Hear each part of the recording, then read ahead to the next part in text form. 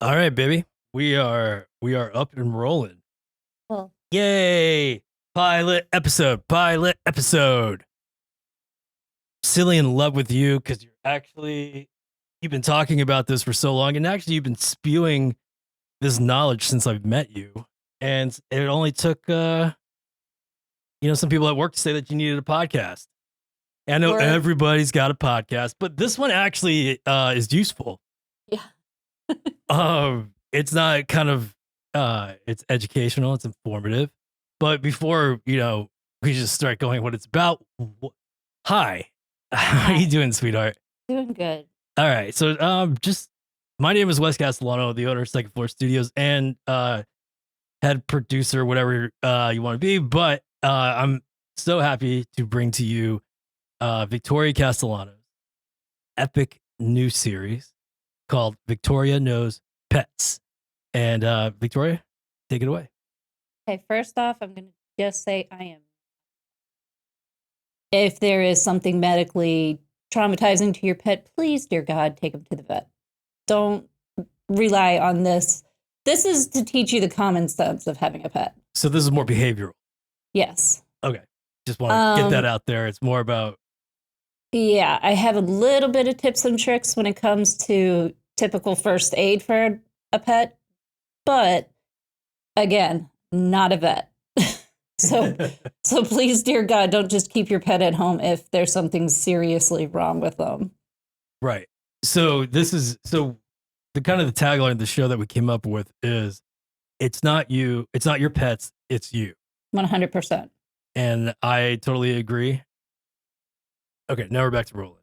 Okay. So, yes, if your pet is acting absolutely psycho, look inward. Look inward. Okay, so Your pet picks up your emotions even though you don't think that you're giving them off. You can't put on a fake smile like you're working at a perfume counter and pretending to like somebody. Your pet's going to know. right. So it's kind of the what they say the dogs are the world's first supercomputer. They are.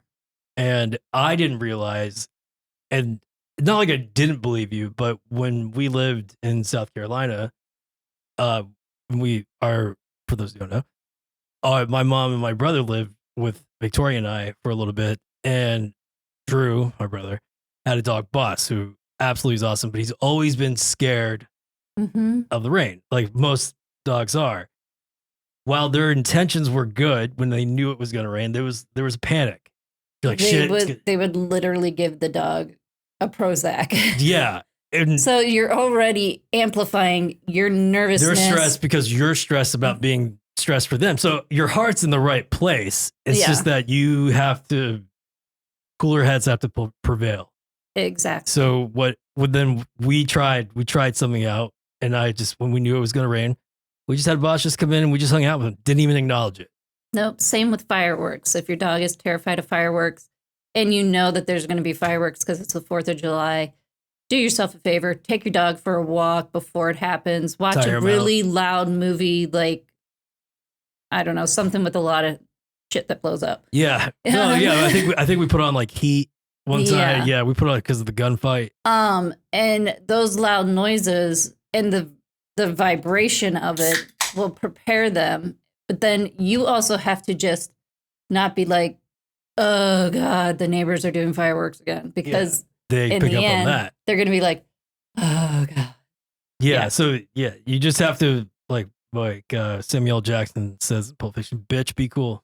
Yep. Yeah. Or we're gonna be like Fonzie. What's Fonzie? Cool. Yeah. Yeah. But before, people are like, well, who the hell is this bitch? Thinking that, who is she? How does she know? Give us a little bit about I like am an only child who grew up with dogs all over the place, cats all over the place. Never had a sibling, only had my pets, and just grew up always being left alone with them, taking care of them, even when, you panic because something happened, you try to blame it on the dog.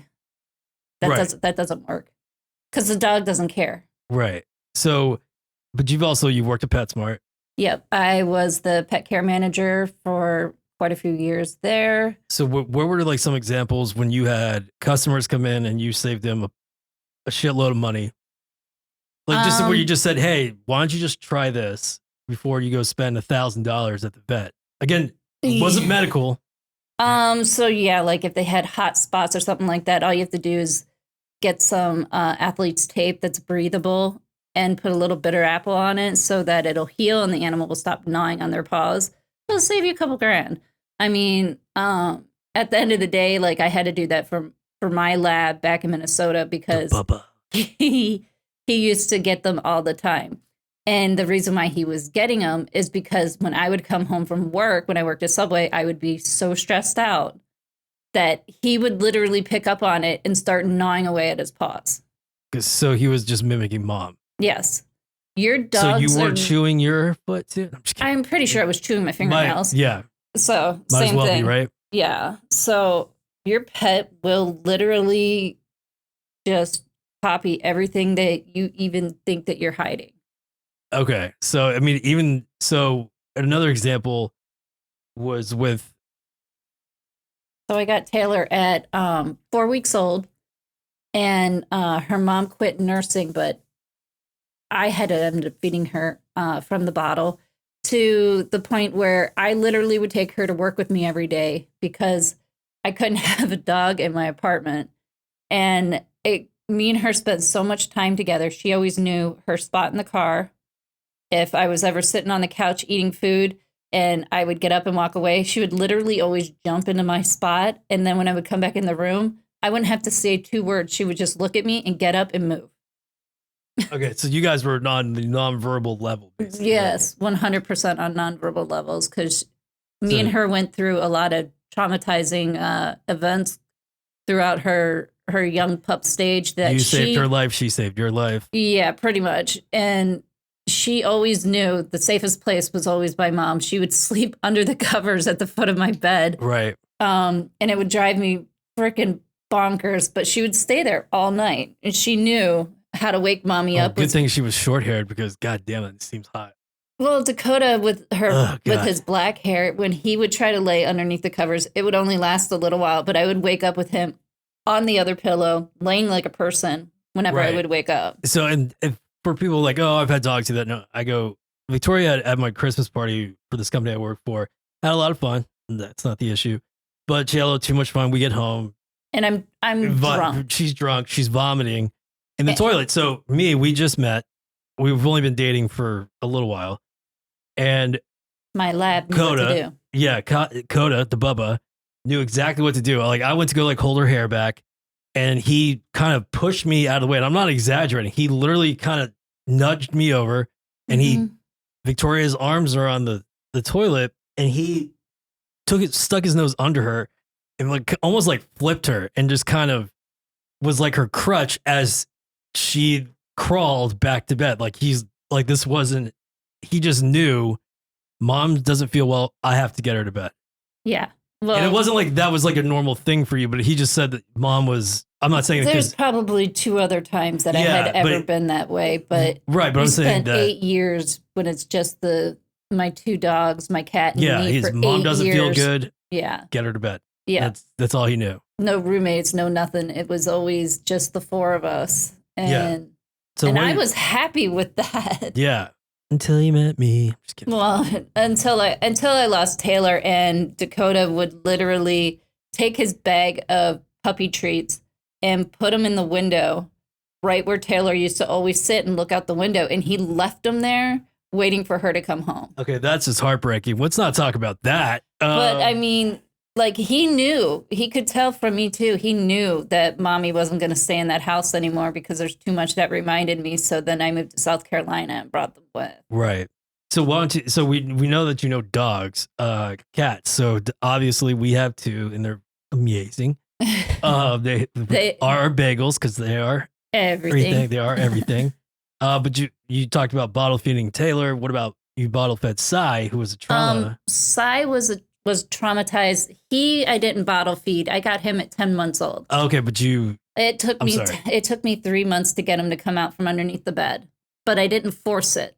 Right. So and I had to make him understand. Patience. Yeah, you have whenever you get a new animal, you have to be patient. I mean, even when we got our new kittens, don't expect to get a lot of sleep. It's just like when you have a new baby, you know, say goodbye to a good night's sleep. You're going to have someone that pukes on you, doesn't talk to you, and then screams and cries right before you have to go to work. That first month, I thought I was losing my mind. Yeah. I mean, every pet is going to be like that.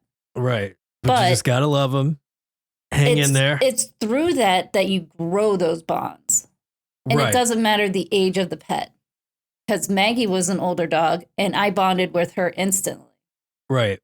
You know, it was just like every time I came to visit, she knew that, like, I gave Pop a hug. I showed love and affection towards Pop. So she was like, okay, he's my main provider. He's my everything. Right. And she's literally always going straight to him and giving him a hug and everything else like that. So she took me right away as somebody that cheered him up. His whole aura, whatever, like lit up. So she was this is a great person. And then she got really excited every time she saw me. Right. She was saw us. I mean, she was happy to see me too. Well, yeah. Well, Pop was happy to see both of us. But he was really happy to see you. Yeah. Yeah. I'm fine with that. As long as he was happy, that's all that mattered. Yeah. So it's kind of going, and here's like another thing with an example, like a little tidbit of advice. So Pop lived on a golf course. Maggie was a big German Shepherd. The back side of the house was basically all windows. People would walk past, golfers and all that stuff, and she would start barking. And of course, so it's a misunderstood reaction that she's trying to attack. She's protecting the house. Yes. She's protecting Pop. Mm-hmm. So can you elaborate a little bit more on that? Your animals are never being vocal to be annoying or to be threatening. Mm-hmm. They're more or less just like my cats do. If they bark, all you have to do is turn around and say their name. Right. Because it gets their attention, draws it back to you, and you just sit there and you go, okay, what's going on? Right. You know, you just have to interact with them more. Treat them like they are a little kid, you know, because in their mind, you are their everything. Yeah. And if you don't play the role of being the parent in it, you are God. You are mom, dad. You're their whole world. I mean, they sit at home all day long and just wait for you. It's just like Secret Life of Pets. I'm going to sit here and wait. Yep. And then it's like, oh, this is the greatest ball. She's going to love this ball so much. Yeah, pretty much. So, okay. So now we kind of got your, I don't want to say pedigree, but that's actually perfect instead of background. We got your pedigree right there.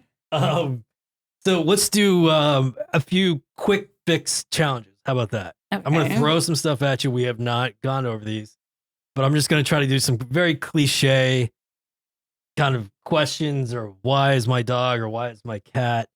So we actually already did one of these, but here's a good one. Why does my dog suddenly ignore me when we're outside? Because he's overstimulated. Okay. So what would be the fix of the human? Bring liver treats with you. Liver treats. Okay. Yeah. And you get those by the tub.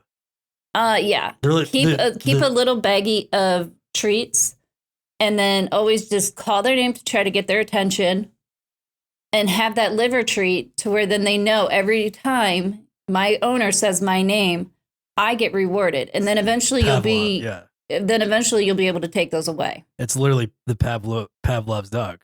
Yeah. They start salivating as soon as they. Mm-hmm. And it's just like with my cat. I have her trained to come into bed whenever I'm laying down to go to sleep, and she lays on me because I used to play the game Laser. So if I say laser, she comes running so fast. And every night I would play on the bed with her with the laser, and then I would set the laser down on my stomach and let her play with it. Like, so that was her reward, was she actually got a hold of the laser and she could pick it up in her mouth and move it around and play with it.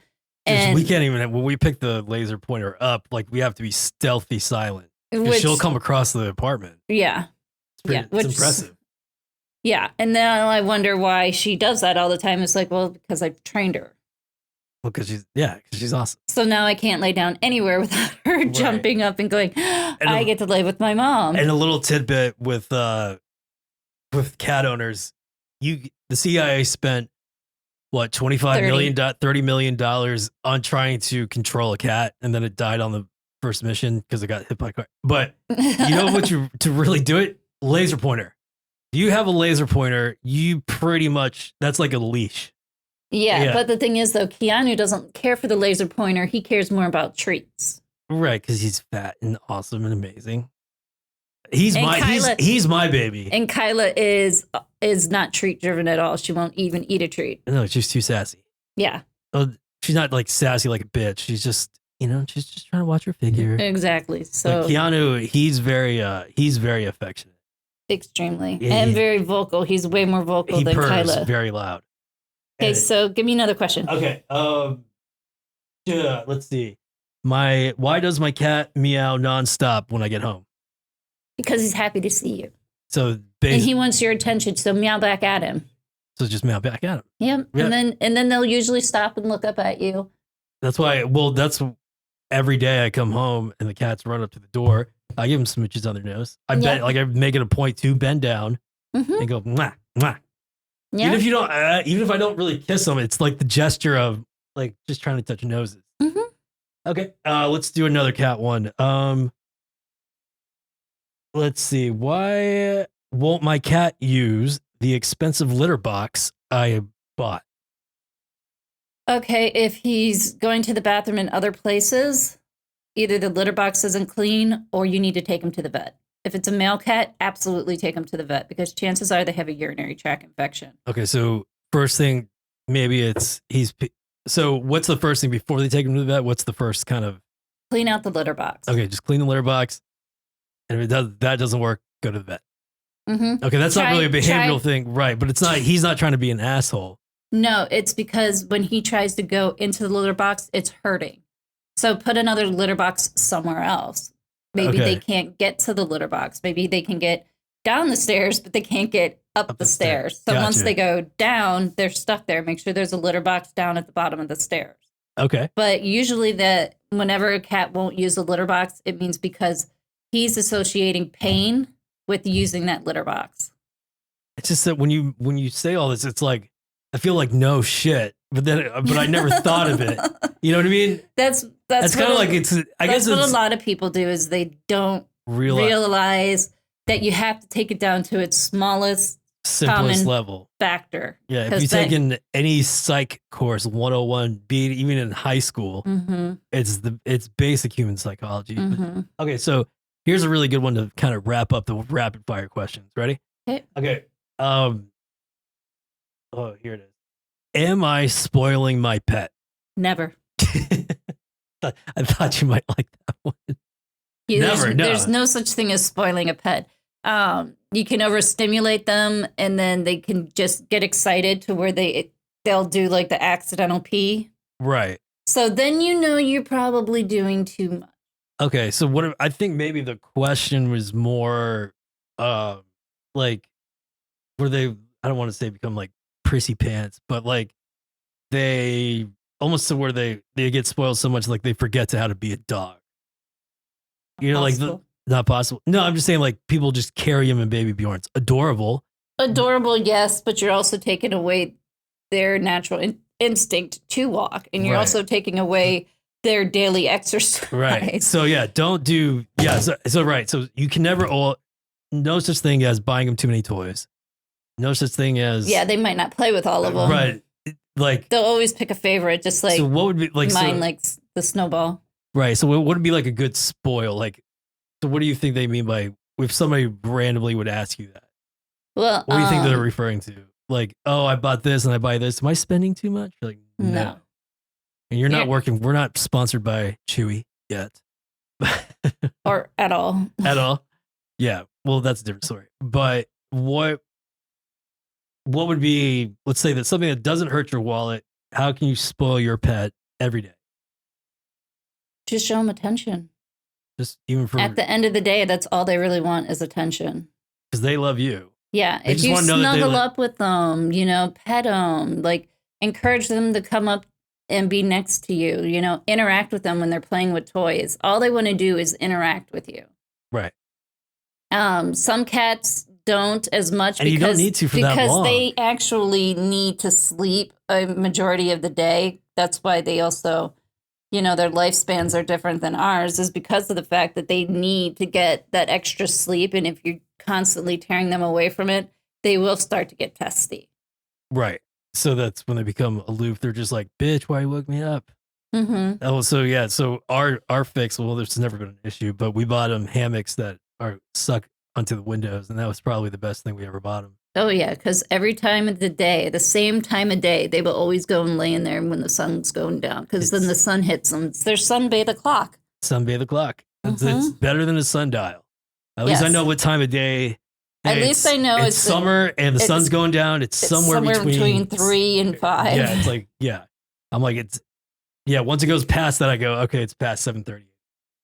All right. Well, Vic, this was my wife, the love of my life. This is, I feel good about this one. So do I. Yeah. So we'll start trying to do this weekly. You know, we're still trying to figure it out, but again, we'll try to do it on every Sunday. It's Vic Knows Pets is obviously you're listening to it, so you know that. What was the one that Matt said? What was it? I can't remember. It was oh man. Well, I'll figure that out. But so Vic Knows Pets, it's not your pet, it's you. Yes. So train your human. That's basically what we're doing. Again, we are not psychologists. We're not vets. We're not vets. If there's something literally going wrong, just take him to the vet. If you're not sure and we can't answer, we shouldn't be the first call. But exactly. But if it's behavioral, shoot us an email. And we're happy to answer all questions. And Vic, I love you. This was awesome. Love you too. We'll have this coming up weekly again. If you go to vicknowspets.com or Vic for more episodes that will be coming up, it will be vicknowspets.transistor.fm, and that will be where everything is archived. Or you can check out the Second Floor Studios website and the YouTube website. We'll start doing videos here in a little bit, but we'll all be there. We'll make it so easy for you to find this series. You're going to be thanking us. You might even pay us. No, I'm just kidding. All right, Vic, I love you. We'll see you next week.